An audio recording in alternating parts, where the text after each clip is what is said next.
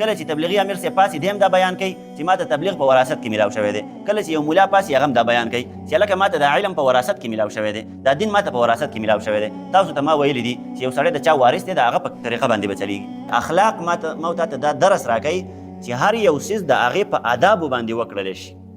لکه د الله جل شانه عبادت دی نو هغه د هغې په آدابو سره وکړلی شي، دقې ته ښه اخلاق ویلی کېږي. معاشرت دپاره چې پیغمبر علیه الصلاة والسلام کوم اصول بیان کړلي، کوم آداب یې بیان کړلي، هغه په حق آدابو باندې وشي، دغې ته ښه اخلاق ویلی کېږي. د معاملاتو دپاره، د لین دین دپاره، اخیستلو خرڅولو دپاره، د یو بل سره څه کاغذي کاروایي کولو دپاره، د دغې دپاره چې شریعت کوم اصول وضع کړي دي او کوم آداب یې موږ تاسو ته راښودلي دي، که په دقه آدابو په دقه اصولو باندې د معاملات وکړلی شي نو هله به ورته صحیح اخلاق ویلی کېږي. نو دا هله کېږي چې زما ستا اخلاق برابر دي. که اخلاق نه دي برابر نو د شریعت یو حکم هغه موږ په صحیح طریقه باندې نشو ادا کولی. بهرحال غرض د خبرې دا دی چې پیغمبر علیه الصلاة والسلام وفرمایل چې زما د بعثت مقصد دغه دی چې ما زه د خلکو ته ښه اخلاق وښیم، په خپل هم ښه اخلاق استعمال کما، ځکه الله جل شانه راته حکم کړلی فبما رحمة من الله لنت لهم، ته د خلکو دپاره نرمګویه شي، د خلکو سره ښکلې ښکلې نرمې خبرې وکړي، ځکه دا کافران چې به راتلل نو پیغمبر علیه الصلاة والسلام سره به ډېرې سختې خبرې کولې او ډېر سخت اعتراضات به یې پې کول. لکه تاسو ته هغه د یهودي عالم کیسه ما کړې وه، هغه عبدالله ابن سوریا، دی په پیغمبر علیه الصلاة والسلام پسې راغی، اعتراض یې پې وکړو، صحیح شوله که نه چې تا ته دا کومه فرشته وحي راوړي دا څوک دی؟ هغه ورته وایي دا جبرایل علیه الصلاة والسلام دی. نو دغه یهودي ورته وایي چې دغه جبرایل خو زموږ غټ دشمن دی، دشمن هم په څه وجه باندې دی چې دا زموږ د پلارانو د نیکونو غیبتونه تا ته کوي. نو به هر حال دغه خلکو پیغمبر علیه الصلاة والسلام باندې ډېر غلط اعتراضات کول، دو به ډېرې سختې خبرې کولې، خو الله جل شانه ورته وفرمایل چې ګوره ته ورسره دغه کار ونه کړي، ته د دې خلکو سره ډېرې نرمې خبرې وکړه، ځکه د دین اسلام ترویج که ستا مقصد دی چې د دین اسلام خلکو ته دعوت ورکما او د دین اسلام تبلیغ وکما خلکو ته او دین اسلام په ټوله دنیا کې عام کما، نو د دې لپاره یوه طریقه ده چې نرم مزاجي په ځان کې پیدا کړه،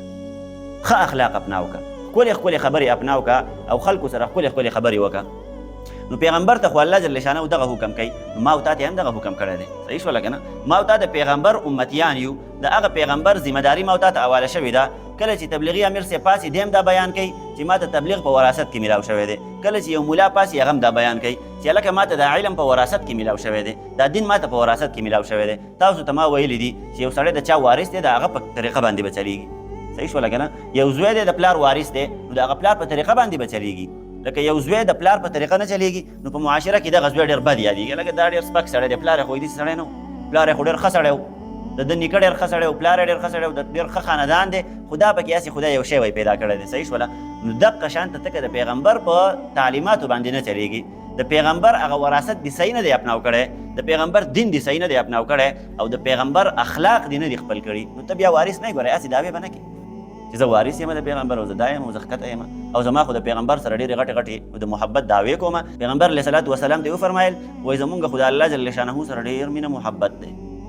زمونږ د الله سره ډېر زیات مینه ده، ډېر زیات محبت هم دی ورسره. نو الله جل شانه آیت را نازل کړو ډایرک، ځکه الله جل شانه ته دا علم و چې د خلکو په زړه کې دونه محبت هم نه دی پروت دا څونه چې دو دعوې کوي، صحیح شوله؟ نو پیغمبر علیه الصلاة والسلام ته آیت را نازل کړو قل ان کنتم تحبون الله فاتبعوني، که تاسو واقعي د الله جل شانه سره محبت کوئ نو زما یعنی د پیغمبر تابعداري وکئ، د پیغمبر تابعداري وکړي، په دغه کې د الله جل شانه محبت پروت دی. تاسو به اله د پیغمبر سره د الله جل شانه سره د محبت دعوې کوئ چې کله تاسو د پیغمبر په طریقه باندې صحیح روان شوئ. نو تاسو ته هم وایم چې هر کله ما او تا د پیغمبر د محبت دعوه کوو یا د الله جل شانه د محبت دعوه کوو چې زما ډېر زیات محبت دی د الله سره او د پیغمبر سره او د الله جل شانه د دې رالیږلی شوي دین سره، او ما او تا د دقه محبت خلاف روان یو، د الله جل شانه خلاف روان یو،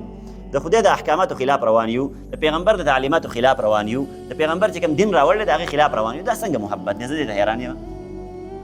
لکه په دنیا کې د چا سره محبت دی یو سړي او لکه چاته ووایي چې زما ستا سره ډېر مینه محبت دی د الله جل شانه د رضا دپاره دی، صحیح شوه؟ لکه یو خو هغه زمونږ د حرامیتوبونه هغه محبتونه چې مونږ یې د خلکو سره ساتو هغه شی نه یادوي، صحیح شوه؟ لکه نه خو که چېرته د یو سړي د چا سره محبت دی او د الله جل شانه د رضا دپاره دی نو دغه ډېر زیات د ثواب کار دی، صحیح شوه؟ لکه نه خو قاعده راته بیانومه که د یو سړي د چا سره محبت دی نو دی د دغه خپل محبوب د مرضۍ کارونه به کوي، صحیح شو لکه دغه قانون او قاعده ده د دنیا چې لکه ستا هغه محبوب په کومه طریقه باندې په کوم کار باندې په کومه خبره باندې په کوم څیز باندې خوشحالېږي هغه کار به کوې که دغه نه کوې نو هغه محبوب به تا ته وایي چې لکه دا ته څنګه زما حبیب یې په ما باندې مینې او زما سره د مینه ده او زما سره د محبت دی ته خو زما د خوښې یو کار هم نه کوې لکه تاسو کې اکثر شادي شوده دي تاسو چې کله د ښځې خبره نه منئ نو ښځه دا پیغورونه درکوي که نه چې تا خو زما سره هغه مینه محبت نشته دی هغه پخوانی دا خبرې کوي که نه کوي هغه خبرې کوي زما سره دی وایي اوس هغه مینه پاتې نه شوه هغه محبت دی راسه پاتې نه شو د څه د وجې دا پیغور درکړو د دې وجې نه چې تا د ښځې خبره ونه منو ده د ښځې د مرضۍ کار دی ونه کړو نو دا د دنیا قاعده ده او قانون دی چې ما او تا د یو انسان سره محبت کوو د هغه خبره نه منو د هغه د مرضۍ کار نه کوو نو هغه راباندې ډایرکټ روک ټوک کوي اعتراض راباندې کوي هغه را سره خپل تعلق ختموي رابطه را سره ختموي نو زه تا ته وایم چې کله د الله جل شانه سره ته محبت کوې او د الله جل شانه په حکم نه چلېږي نو دا څنګه محبت دی وګوره الله جل شانه داسې نه کوي الله جل شانه بشر نه دی انسان نه دی چې هغه به جو تاله پیغور درکړي او هغه به تا ایسته پرېږدي چې زه مړه ځان له څه کوه چې څه کوې نه جي نه دغه نه کوي الله جل شانه بیا هم اعلان کوي وایي راځه راشه زما طرف ته راشه زما سره مینه محبت شروع کړه زما په احکاماتو باندې وچرېږه زه بیا هم ستا سره محبت کوم ټول عمر په کفر کې تېر کړه ټول عمر زما په ناراضګۍ کې تېر کړه یو ورځ صرف د صدق نه زما سره د محبت اعلان وکړه زه به بیا هم تا ته تیار یم بیا به هم ستا سره محبت کوم همدغه رنګې پیغمبر علیه صلات وسلام ته الله جل شانو دغه تعلیم ورکړلی چې ته دې خلکو ته دقسې اخلاق وښیه او دا خلق